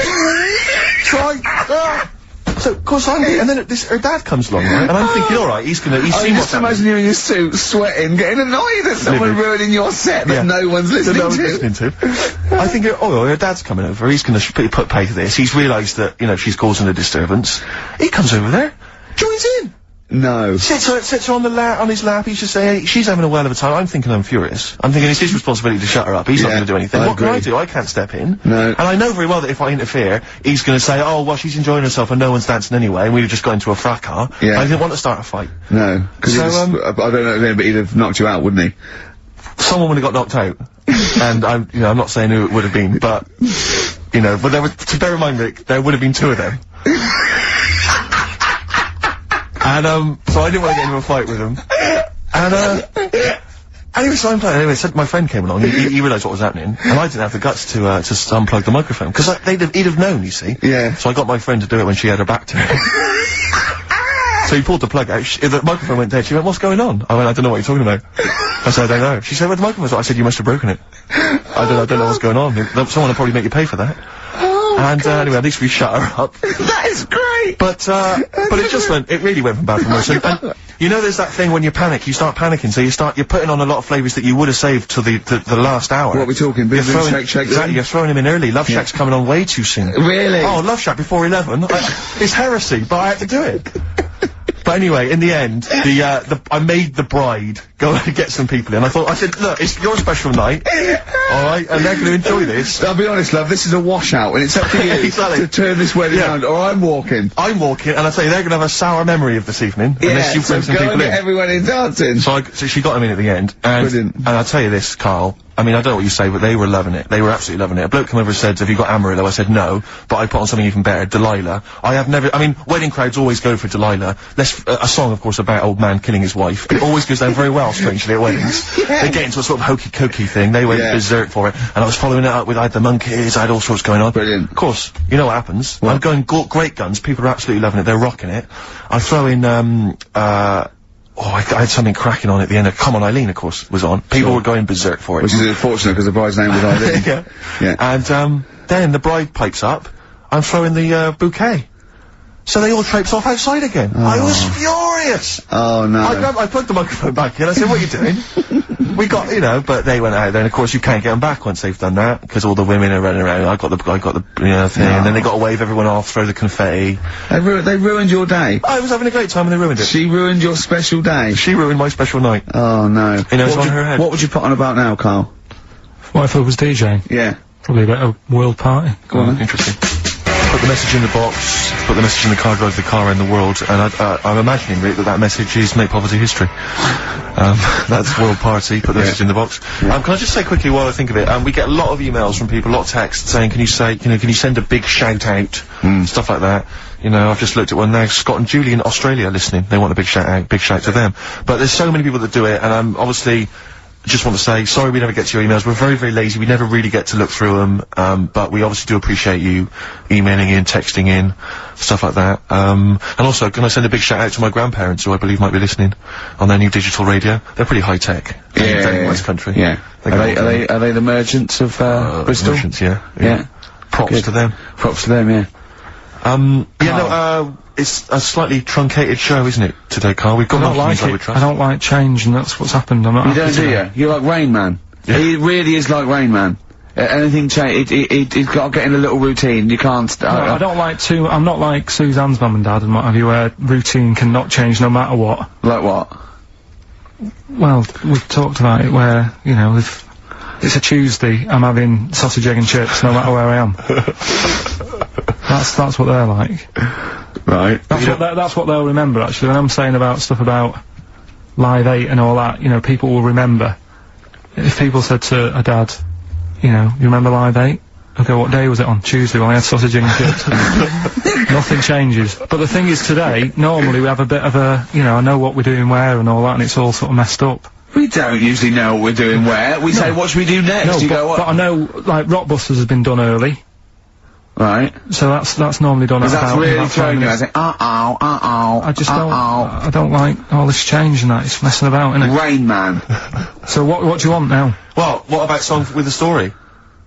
See, with the...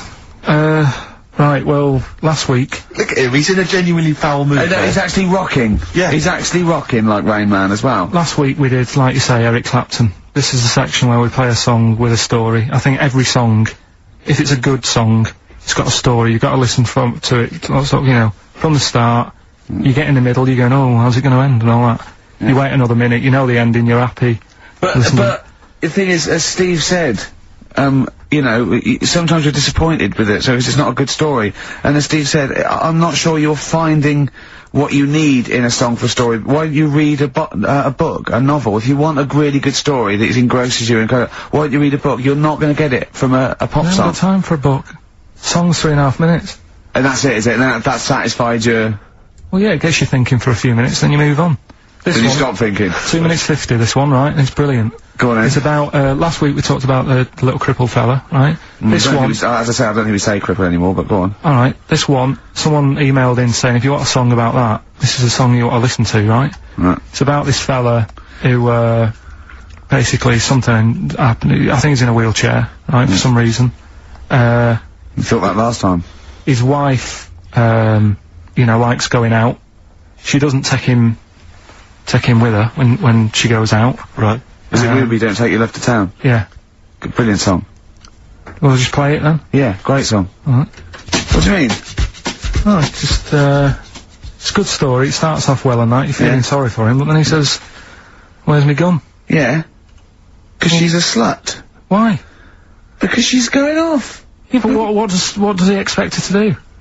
What? Just 'cause he paralysed his legs fighting for his country, presumably in Vietnam War, says that crazy Asian war. So he's gone, he's fought for his country, he's taken a bullet, he's come home, he can't walk, he should be a hero, and then his wife's going out putting it about downtown. Why do I never meet women like Ruby?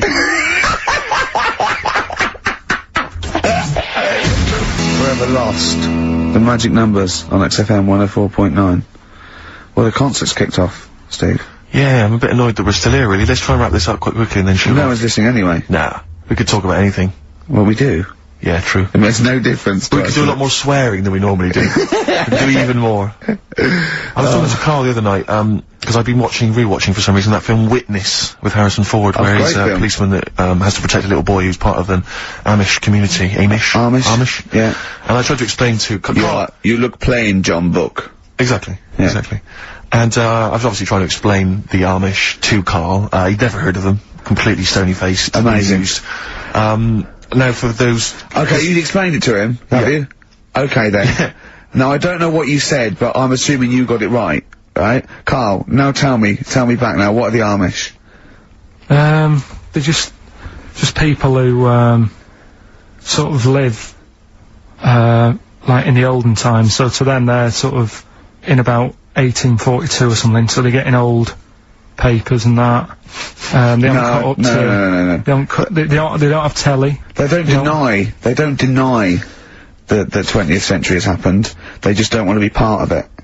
They look up and they see planes and they know what they are, and they go into the town and they see it in the window of Dixon's, a telly. They just don't want to be part of it. No, they're still living...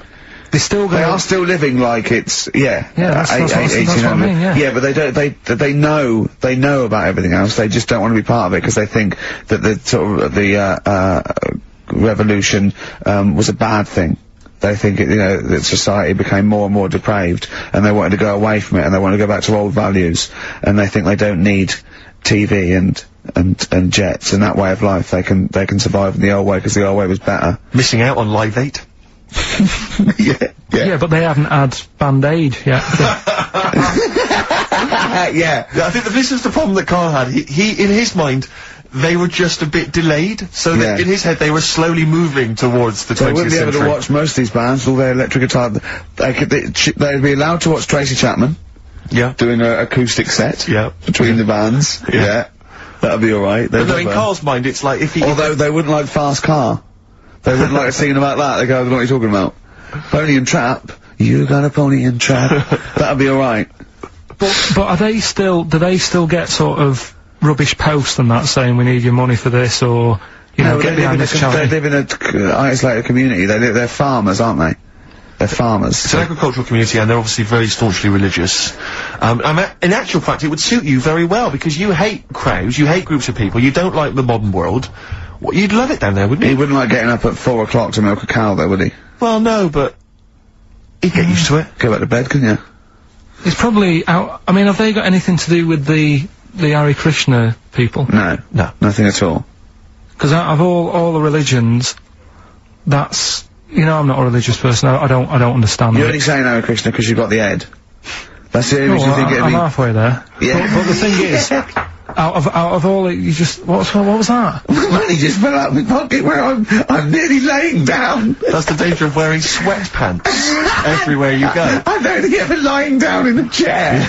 No, I've never been a religious type, if people want to do it, I let them do it and what have you. Good of you. But out of all of them, I want one that's not going to take over your life. I don't want one where you've got to get up 3 times a day, and you've got to go and pray and that, you've got to get up early. Forget that. It's getting in the way. But if it's something like, I was walking to work the other day, right, across Oxford Street, there's a little Hare Krishna fella there, and, he sort of had, he had a leaflet and stuff, and, he said, are you interested? And I said, what do you do? And, he said, well, we're against getting stressed out and what have you. And, he gave me a plum. They hand out food for some reason. But, I sort of asked a few questions. That's just the imagery. These two bold people, one of which is wearing an orange smock. Holding a plum in the middle. He hands the other one a plum. It's almost like you can imagine some kind of religious painting. Exactly, yeah. But what is their sort of main thing? Because he didn't really tell me that much. He was a Japanese bloke, so I didn't know what he was saying that much. Why? He wasn't speaking English? Not very well. He wasn't the best sales bloke to send out for them, is what I'm saying.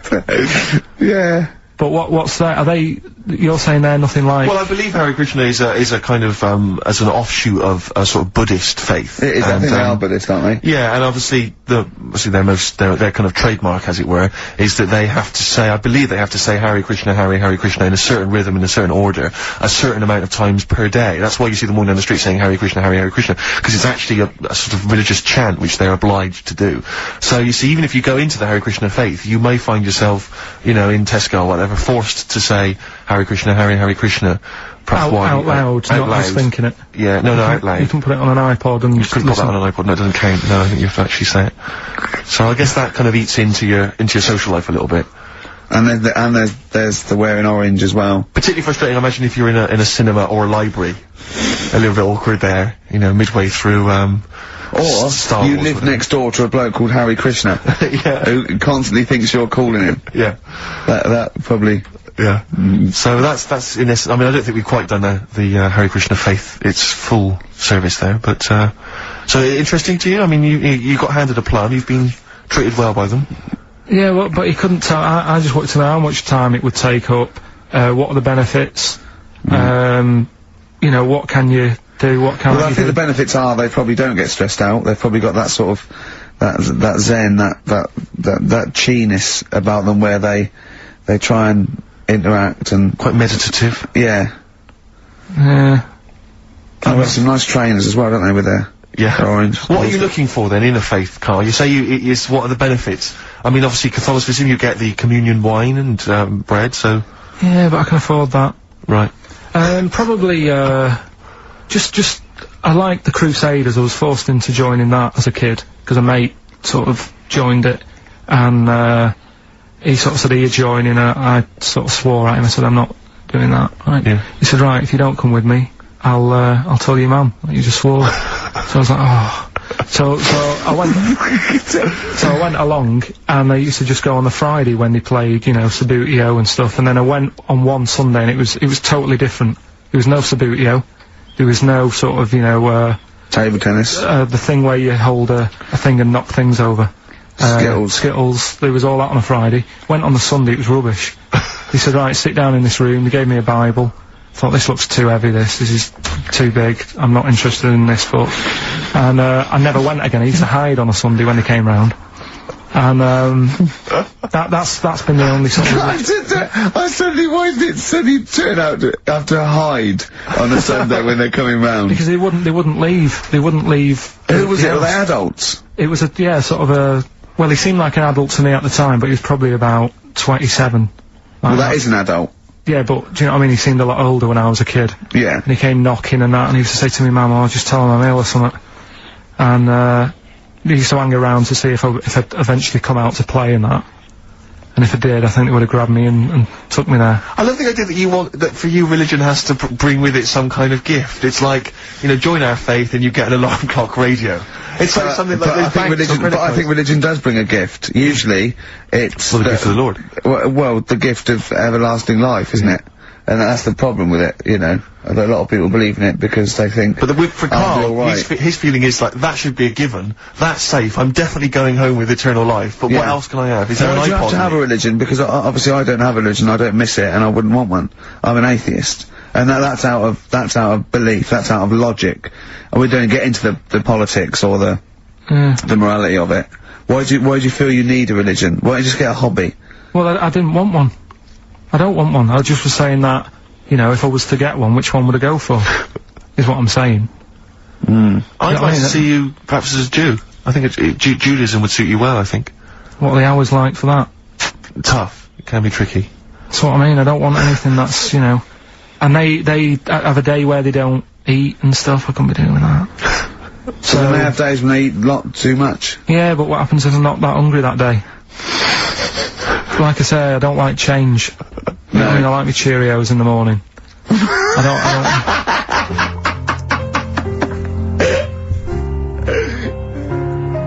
I still have that other girl in my head by Elvis Costello and Burt Bacharach, on this final XFM show, Ricky Gervais, Steve Merchant, Karl Pilkington. Well, we've nearly got to wrap it up. I think we've got to do the, Rockbusters winner and give someone those lovely prizes. Monkey News, then we're out of here. We'll maybe come back, maybe do some Christmas specials. I don't want to make any promises. Right then, first one was, Richard's kid, he cuts hair for a living. Yeah, what's that? That was, well, try and work it out. No, you know. there's no point. Dick's son, yeah, he was a barber. Barbara Dixon, right? Dixon, well, again... Barbara Dixon. Right, her name wasn't Barbara Dixon, was it? So, that's that one. Did Ronnie Corbett ever say, ladies and gentlemen, Miss Barbara Dixon? The second no, one... he never did, he never did. I have a problem saying the French word for well. What's the French word for well? Bon, isn't it? That's good. What? No, that's good then. Well, no, what? Isn't it bien? Yeah. Yeah, alright. I have a problem saying it, so I can't say it. I can't say bien. I can't say bien. Can't say Kasabian. Right? So, they managed to work that one out. Can't say... one of your worst, that. Can't say bien. Can't say bien. Can't say bien, it doesn't. And the last one... work. That's terrible. 8 kebabs, 2 kebabs, plus 57 kebabs, times 27 kebabs. this fella is struggling working it out. What's the answer there? DS. Right? Adonna sum, right? So he's struggling working it out. He's, so Donna sum, right? So they got that right as well, so. What was the answer? Donna Summer. Donna Summer. Yeah, Donna Summer. So, just pick went one, out on a Steve. high then. Steve, just pick one. We went out on a high. That was shocking. What about, let's have a look, Well, it's the first one to get all three. Steve, what's the first one with all three? Well, there's so many here. Yeah, but this is the first one that came through in time-wise. probably that one, No, I don't like Rob because he's been slagging us off. In fact, no, let's give it to Rob. If he's the first, No, to be honest with you, Rob's been slagging us off, but at least he knows, I mean, at least he's got some taste. Yeah. You know? Yeah, well, right, if he was the first, then Rob's the winner. Well, give Rob, he gets a Ladder 49 and a bunch of other DVDs, but that means he goes straight into the hat putting him for in the big there draw. I'm just gonna write his name now, I'm gonna throw that straight in the hat. I can imagine that no one, even the people who've entered, are that excited. Not because the prizes aren't great, but I'm worried that they don't appreciate it, Rick.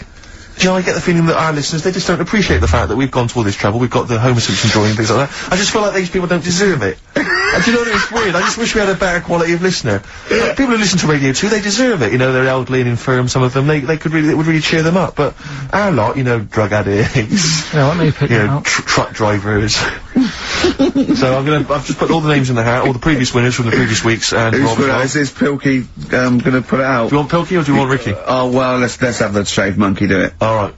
Plunge your hand in there. Is it just, that's one, isn't it? That's it, just pull that one out, check who it is. Right, it's, Gavin Thompson in Edinburgh. Well done, Gav. Are we gonna get them up there? That's not his problem! You gotta post them, you gotta pay them. They're amazing prizes! Yeah, but the Spinal Tap one, it's about 5 foot, isn't it? Well, they can post it, it'll cost them a few quid. It's a radio station. I think you should have to come and collect it. No, just because then it'll at least it'll prove that Where's he he's interested. from? Edinburgh. Give it to Bob Geldof. I'll give it to Bob Geldof. He's walking up there, Chewing breaks. Fishing for a dream. That's what we're fishing for, isn't it? We're fishing for a dream today. What's that mean? Poverty, I don't know what I was talking about. It doesn't matter what you're saying, Rick, no one's listening. No one's listening. Well, we've got to finish anyway. I mean, think about the fact that think how small our percentage of listeners is anyway. Anyway. And then you two are on stage at the moment. This is like broadcasting during Christmas dinner. This is the same, it's just on the hospital radio. Yeah. Yeah. Exactly. Where everyone's got an iPod for Christmas. Yeah. On the ward. Yeah. Well, we're gonna go through now till 5:30, and I've got to rush off, I'm afraid, to Live 8. Don't apologise, mate. When people see the glam that you're bringing to that event. They don't even care about the people introducing it. Comedians going, ladies and gentlemen, just get on with it. No, I agree. No, I've got a good joint here. Two blokes will get on with it. Bring on Madonna. But we're gonna give it to them. Karl, we're gonna go through to the end. We've done everything we have to do. Monkey news. The final monkey news of the year, possibly. It's been a joy.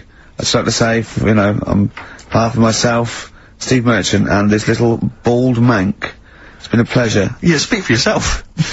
Yeah. But, we should just point out as well, if you miss, Rockbusters while we're away. Yeah, right. You can log on to xfm.co.uk/Rockbusters, where you can actually see Karl himself, introducing you to an interactive game of Rockbusters. Looks very much like Blockbusters. It does, surprisingly. But yeah, you can join into that. And there's also, talking of monkey news, there's a link on the website. I'm trying to think where you go. I think if you go on my little biography bit, someone's done some animation to some old monkey news. Oh, it's brilliant. Great. Right. Yeah. So if you have withdrawal symptoms of monkey news, then you can find some classic And it's monkey news. animated. Classic monkey I feel news. drained today. Do you? Go on. This is the strangest radio show in the world. Yeah. Isn't it? Yeah. Because well, we can do that. We can talk about this and go, I feel drained today. Just like he's not. Like, no one's listening. Because that's the sort of thing you say socially and no one listens. Like, just when you're watching I feel drained today. It's rhetorical. Yeah. You're not expecting anyone, not even your loved ones, to go, oh, really? They just go, that. But to do it live on air. Yeah. Oh, no one's listening. What I mean is just give us a jingle. But the Exactly. But the truth is, the contempt we have for our poor listeners is the truth is, unbelievable. the listeners aren't listening, and we don't want to be here. So this really is one of the most pointless things ever. No, I would have been quite happy to do a full show. But you know what? The flow of it's just. I would love to listen to this back in 10 years. This actual show, let's keep this forever. Let's keep this show forever. The show, we went early, we were bored, it was a day we're trying to save Africa, but we're a little bit annoyed that no one's listening. Yeah, right, once and for all, the final monkey news of the year. Oh, go on. What were you going to say? No, I was just going to say, if you're not into the Live 8 and you're gay, you're not listening. Because you're on a walk. Right, okay. Right. Oh, chimpanzee that monkey news! Right, there's this, card game going on, right? in a big hotel in Vegas. Right. The Luxor Hotel in Vegas. Yeah. There's a major card game, all the big players and that. Sure. were involved, right? They're all invited. Anyway, so they all meet up in this dark room at the back of the... Oh, there we go, dark room. But hairy fella. So, it was brilliant at poker. Like I say, it's a big game and that everyone's been waiting for it, so it's played in the back room, not in the main entrance bit, right? So anyway, like I say, it's dark in there and what have you, and the players went in, there was already someone sat in there, right? Right. But they couldn't quite see Was he him. a short hairy bloke with slightly longer arms than legs? Couldn't see him. Where his arms slightly longer than his legs, couldn't see strangely him with it enough? being dark. Was he and what have holding his hand of cards with his feet? you. Anyway. So the cards were dealt, right? Cards were dealt, game's going on. His cards with his feet! Game went on for hours, right? No one's listening. The terrible thing is that not even we're listening to Karl now. I know. Literally no one is listening to Karl. Insulting. There was a lot of smoke.